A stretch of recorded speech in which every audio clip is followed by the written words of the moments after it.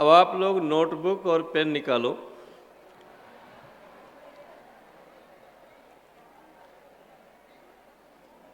अगर आपको अच्छा विद्यार्थी बनना है तो आपके अंदर 3 क्वालिटी होनी चाहिए। लिखिए, नंबर 1 कॉम्पिटेंट, नंबर 2 कमिटमेंट और नंबर 3 परफॉर्मेंस।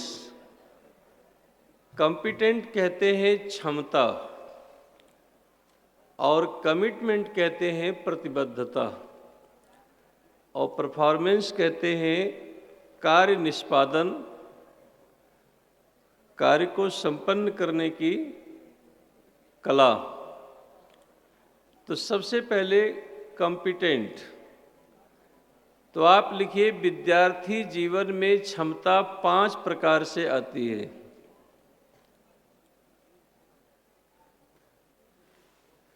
Number 1 content.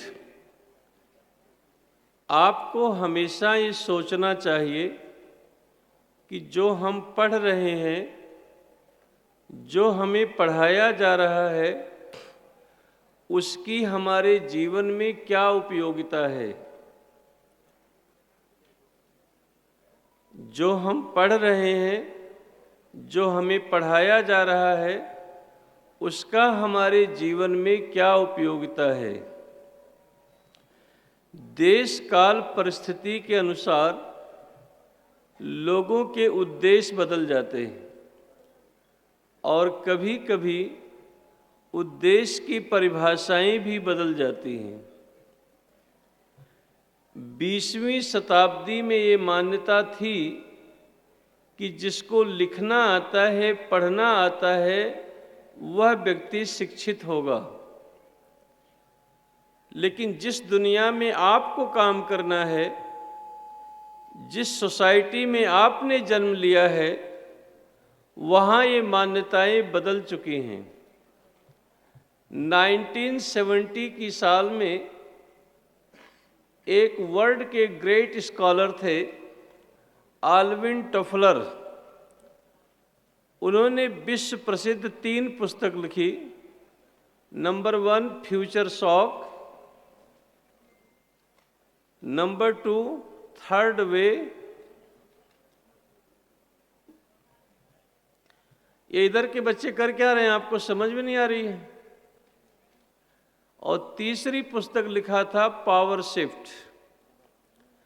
तो फ्यूचर शॉक नाम की बुक में लिखा कि आने वाली 21st सेंचुरी में, 21वीं शताब्दी में, जिसको लिखना आता है, पढ़ना आता है, वह व्यक्ति अशिक्षित समझा जाएगा, अनपढ़ समझा जाएगा।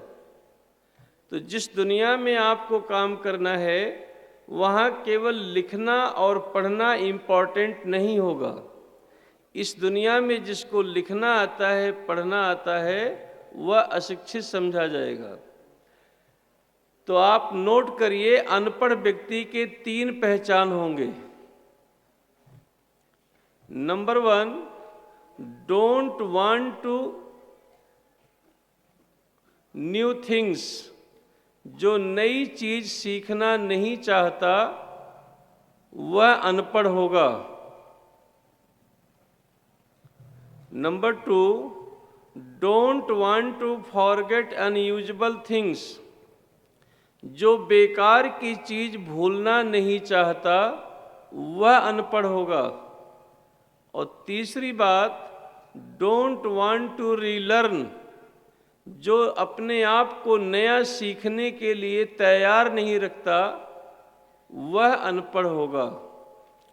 तो जिस दुनिया में आपको काम करना है, वहाँ केवल लिखना और पढ़ना आवश्यक नहीं है। 196 कंट्री के विचारशील प्रोफेसर न्यूयॉर्क में 2001 में एकत्रित हुए और उन्होंने अपने कॉन्फ्रेंस में यह कंसेंसस बनाया। क्या बनाया? कि information is not knowledge, knowledge is not wisdom, सूचना ज्ञान नहीं है, और केवल ज्ञान ऐसा वो बुद्धिमत्ता नहीं है। हमने बहुत सी बातें की, 12 बजे समाप्त होना है। लिखिए heading, empowering youth of India for future challenges. भविष्य की चुनौतियों के लिए भारतीय युवकों का सशक्तिकरण। आपको सक्षम बनना है, मजबूत बनना नहीं बनना है। भविष्य की चुनौतियों के लिए भारतीय युवकों का सशक्तिकरण, सक्षम बनाना। ठीक है, तो आपके सामने क्या क्या चैलेंजेस हैं, पहले चुनौतियां क्या हैं, आप लिखिए। Number 1, reviving relationship between man and nature. Reviving relationship between man and nature. मनुष्य और प्रकृति के बीच सामंजस्य प्रस्थापित करना। सबसे पहला चैलेंज आपके सामने क्या है कि मनुष्य और प्रकृति के बीच सामंजस्य प्रस्थापित करना। प्रकृति में जितने प्राणी इस पृथ्वी पर हैं, सबका पालन करने के लिए प्रकृति सक्षम है, लेकिन मनुष्य के अंदर जो लालच है, ग्रीड है, उसके कारण मनुष्य का परवरिश करने के लिए प्रकृति असक्षम महसूस करती है। तो अगर हम चाहते हैं कि हमारा जीवन इस पृथ्वी पर अच्छा हो, बेहतर हो, तो हमें क्या करना चाहिए कि मनुष्य और प्रकृति के बीच में सामंजस्य प्रस्थापित करना चाहिए।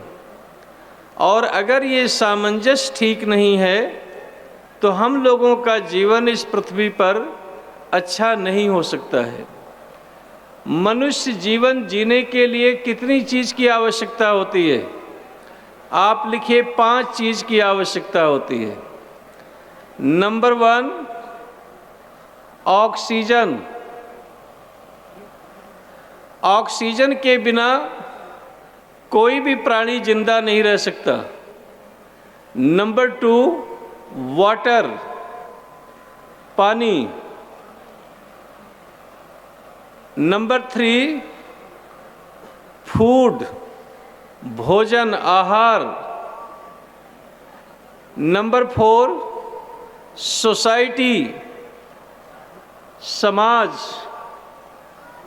और नंबर 5, प्लेस, स्थान, रहने के लिए जगह। इससे दुनिया में किसी चीज़ को ज़्यादा नहीं चाहिए। एक आदमी को 24 घंटे के अंदर 3 बॉटल ऑक्सीजन की आवश्यकता होती है। आप इतनी ऑक्सीजन है सारा 24 घंटे में आप यूज नहीं कर सकते।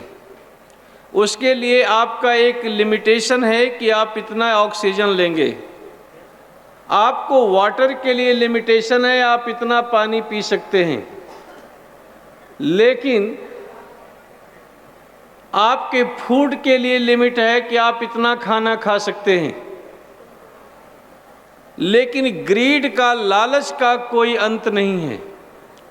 आपको सोने के लिए शाम को 6x4 की जगह चाहिए, इससे ऊपर आप यूज नहीं कर सकते। हमारे देश के प्रेसिडेंट के लिए रहने के लिए 340 रूम हैं दिल्ली के रायसीना हिल में, लेकिन शाम को सोने की जगह उनको 6x4 की जगह चाहिए, इससे ऊपर की जगह नहीं चाहिए। लेकिन ग्रीड का, लालच का कोई अंत नहीं है, तो इसलिए इनका कोई लिमिट नहीं है। एक सेंटेंस चाहे तो आप लिख लो, there is no boundary line of knowledge, power, wealth, beauty, greed and sex, but there is boundary line in life. जिंदगी में ज्ञान की कोई सीमा रेखा नहीं होती है। कोई कहता है मैं बहुत विद्वान हूँ, मैंने बहुत कुछ पढ़ रखा है, वो गलत कहता है। क्योंकि अनंता वै वेदाः, ज्ञान अनंत है, उसकी कोई सीमा नहीं है।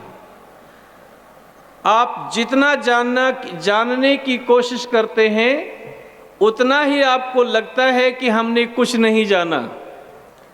अल्बर्ट आइंस्टाइन से जब कहा गया कि सर आप तो बहुत बड़े ज्ञानी हैं, तो उन्होंने कहा कि मेरा ज्ञान इतना है जैसे समुद्र की, महान समुद्र की जलराशि है, मैंने उसमें से एक चुल्लू अंजुलि पानी निकाल लिया है।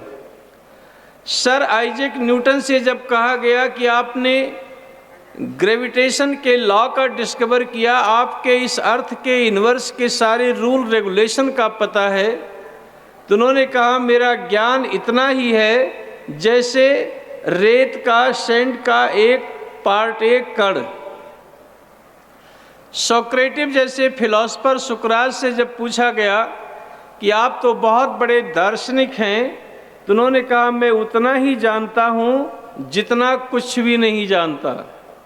इसीलिए भारत के अंदर जो ज्ञान है, उस ज्ञान का पार्ट में यजुर्वेद के 40वें अध्याय के 10वें मंत्र में बताया गया, अंधन तमः प्रविशन्ति ये अविद्याम उपासते ततो भूय युते तमो यायु विद्यायाम रताः।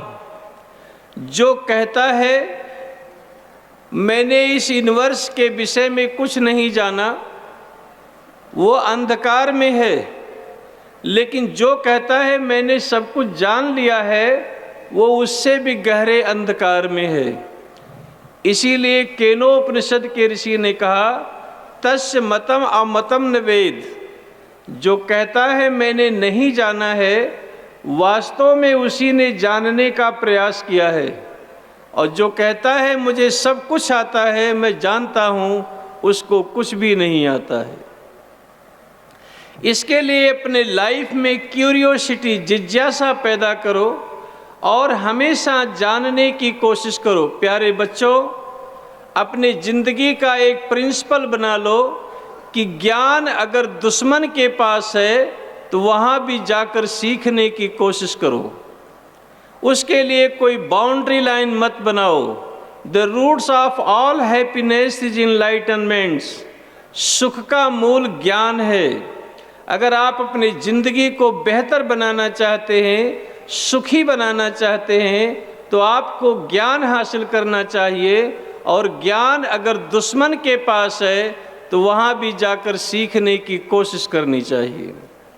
ये बात समझ में आ रही है आपको? हमारे यहाँ ऋग्वेद में कहा आनो भद्राः कर्तो यंत विश्वतः है। दुनिया में कहीं भी अच्छी चीज़ है, अच्छे ज्ञान है, तो वहाँ जाकर हमें सीखने का प्रयास करना चाहिए। और एक बात याद कर लो, सीखना बंद तो जीतना बंद, और सोचना बंद तो समझना बंद। Energy of thinking and eagerness of learning. सोचना बंद तो समझना बंद, और सीखना बंद तो जीतना बंद। और याद रखो, दुनिया जीतने वाले के साथ होती है, दुनिया हारने वाले के साथ नहीं होती है।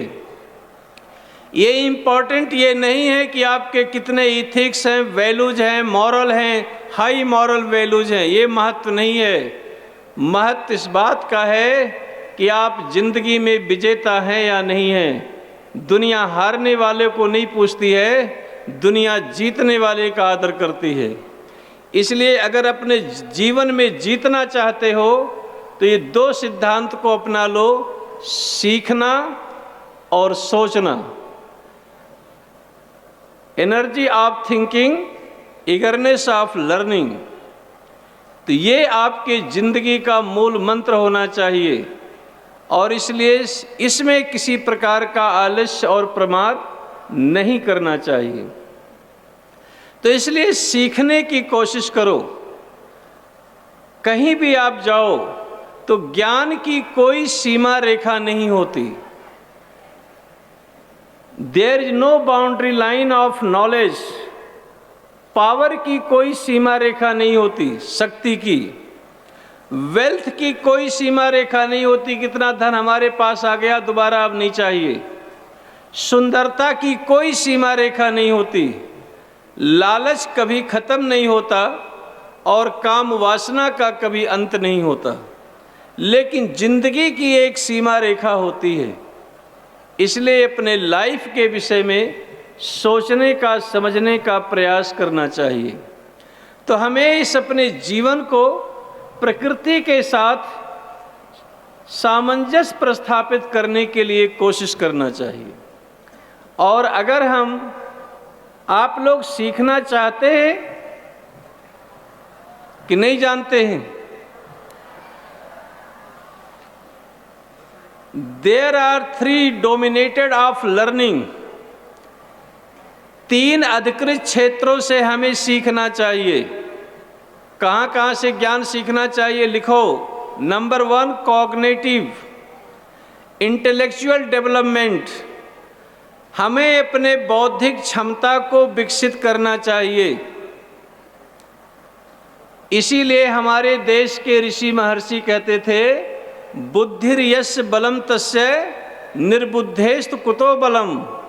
जिसके पास बुद्धि है उसी के पास शक्ति है, और जिसके पास बुद्धि नहीं है उसके पास शक्ति नहीं है। तो इसके लिए आपको कॉग्निटिव, अपने इंटेलेक्चुअल डेवलपमेंट को करना, अपने इंटेलेक्ट का डेवलप करना चाहिए, बौद्धिक क्षमता को बढ़ाना चाहिए। और बुद्धि कैसे बढ़ती है, मैंने सुबह आपको बताया था। कैसे बढ़ती है, कौन सा विद्यार्थी बताएगा? बुद्धि बढ़ाने के क्या तरीके हैं? हमने क्या लिखवाया था?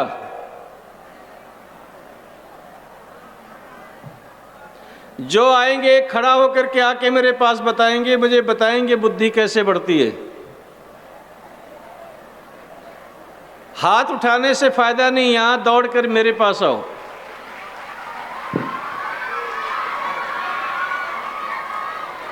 ओ गिर गई वो, उसको उठाओ। दौड़, इधर आ, दौड़ के ऊपर चढ़ के आ। इधर से आ जा, इधर से चला जा।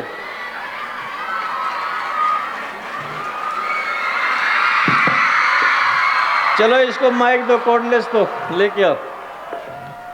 चलो बताओ बुद्धि कैसे बढ़ती है, इधर से बता। चल, बादाम खाने से नहीं, लेकिन धक्के और ठोकरों खाने से बुद्धि बढ़ती है। नहीं, और हमने क्या बताया था? ये तो ठीक है, एक पॉइंट बताया था। और क्या बताया था मैंने? वो याद कर लो। अभी याद नहीं है, चल तू बता। और ये बताया था कि जो हमारे क्लास में पढ़ाया हुआ है उसका रिपीटेशन करना। और क्या बताया था मैंने?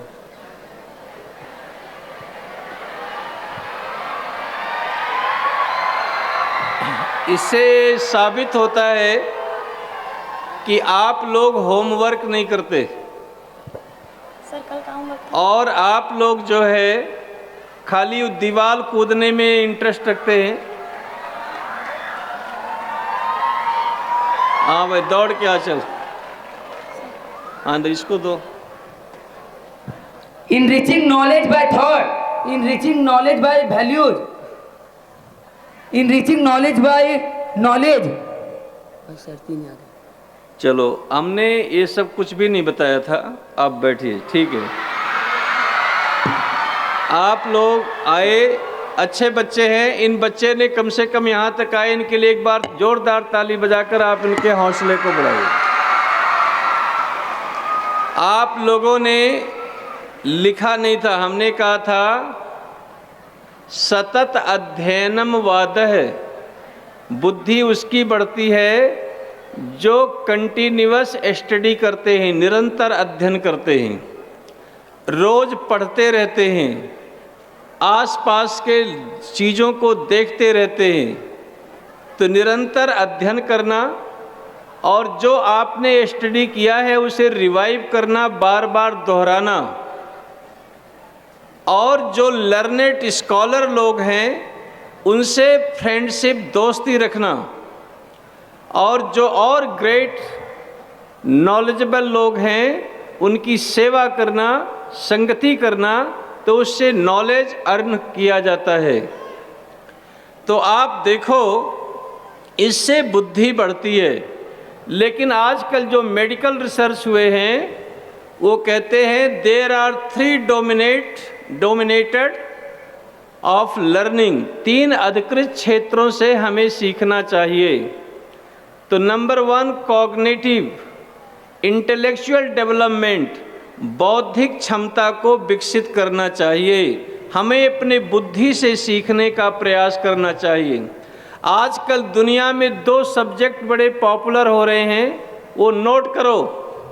ये क्या तमाशा करते हो, लिखो उसको। Number 1 emotional intelligence, number 2 multiple intelligence. Multiple intelligence अर्थात बहुआयामी प्रतिभा को विकसित करना, हर फील्ड में अपनी दक्षता रखना।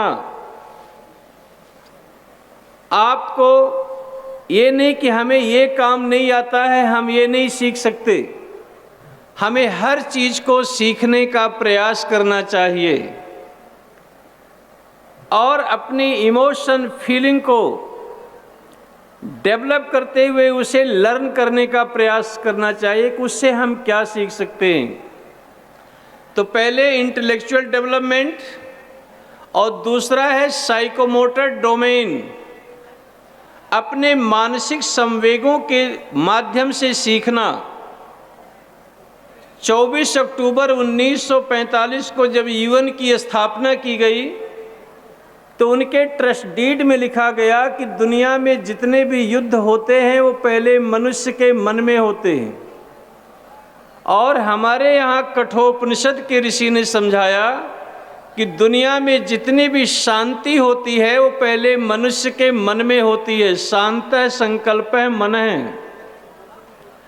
तो ज्ञान जो है, नॉलेज है, वो हमारे माइंड में सबसे पहले आते हैं। तो साइकोमोटर डोमेन हमने अपने मानसिक संवेगों के द्वारा सीखने का प्रयास करना चाहिए।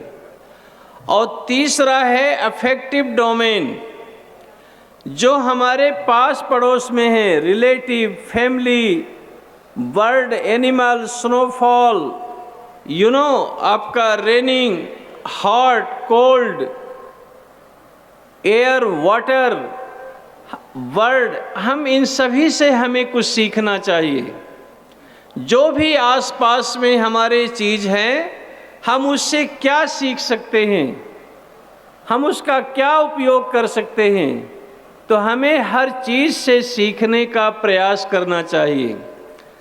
अब आपसे एक प्रश्न करते हैं, मनुष्य को ज्ञान कहाँ से मिलते हैं? पुस्तकों में से। लेकिन लिखो, मनुष्य को ज्ञान 5 जगह से मिलते हैं।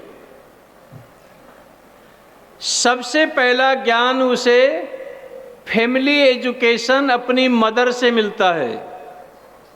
मनुष्य को सबसे पहला ज्ञान किससे मिलता है? अपनी जन्म देने वाली माँ से मिलता है। वो दुनिया की सबसे बड़ी टीचर हैं। इसीलिए हमारे धर्मशास्त्र में कहा, उपाध्यायात दशाचार्यम आचार्याणाम शतम पिता सहस्रम तु पितुः माता गौरवेण अति उच्यते। एक सामान्य शिक्षक से प्रिंसिपल का स्थान 10 गुना अधिक होता है। प्रिंसिपल से पिता का स्थान 100 गुना अधिक होता है और पिता से माता का स्थान 1000 गुना ज़्यादा अधिक होता है। इसलिए मनुष्य के जीवन का पहला अध्याय वो अपनी माँ से पढ़ता है। और बच्चा जब माँ की पेट में आता है तो पैदा होने से 3 महीने पहले वो सुनना प्रारंभ कर देता है और देखने का काम जन्म के बाद करता है। तो सबसे पहली वो आवाज़ किसकी सुनता है? अपनी मदर की सुनता है। पहला जिंदगी का पाठ वो अपनी माँ से पढ़ता है। तो जिंदगी का पहला ज्ञान हमें फैमिली एजुकेशन, अपने परिवार से मिलता है। दूसरा सोसाइटी एजुकेशन, हम समाज से सीखते हैं। Language, culture, heritage, other knowledge हम कहाँ से सीखते हैं? कोई व्यक्ति कभी स्कूल में पढ़ने नहीं जाता है, लेकिन जिस सोसाइटी में वो रहता है वहाँ की लैंग्वेज वो बड़े आसानी से बोल सकता है। आप लोग लैंग्वेज भाषा के विषय में जानते हैं? अच्छा बताओ, कितनी ऐसी भाषा हैं जो राइट साइड से लिखी जाती हैं और कितनी लैंग्वेज है जो लेफ्ट साइड से लिखी जाती हैं? उर्दू तो एक हुआ, दुनिया की 5 भाषा है जो राइट साइड से लिखी जाती है।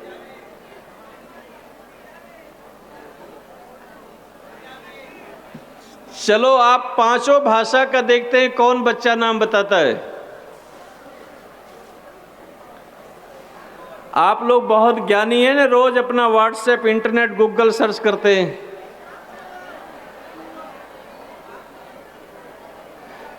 चलो आप लिखो, अब नोट करो, अपनी अकल मत दौड़ाओ। दुनिया की सबसे पहली राइट तरफ से भाषा कौन सी लिखी जाती है? अरबी, हिब्रू, सिंधी, फारसी और उर्दू। तो ये लैंग्वेज राइट साइड से लिखी जाती हैं और बाकी जितनी लैंग्वेज होती हैं वो लेफ्ट साइड से लिखी जाती हैं। तो ये भाषा का ज्ञान हमें सोसाइटी से मिलती है।